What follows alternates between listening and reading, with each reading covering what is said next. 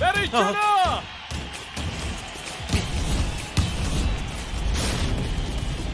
مهاجم سال دومی کیا ریاستی. لعنتی چی کار میکنی؟ کار میکنی؟ جلوشو بگیر. چی داری میکنی؟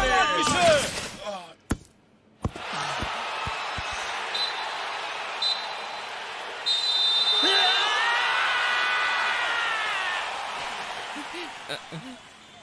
ببخشید بچه‌ها. اگه من گل میزدم.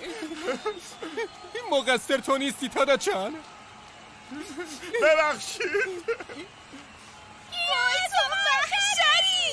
کیا، مردم شما رو جواهر فوتبال ژاپن صدا میزنن. حتی برای بازی در تیم زیر 18 سال ژاپن هم دعوت شدین. میشه در موردش صحبت کنیم برامون؟ خب در حال حاضر همراه با تیمم تمام تمرکزم رو روی پیروزی توی تیم ملی گذاشتم. تنها چیزی که میتونم بگم اینه که دلیلی که الان موفق شدم به خاطر اعضای تیممه.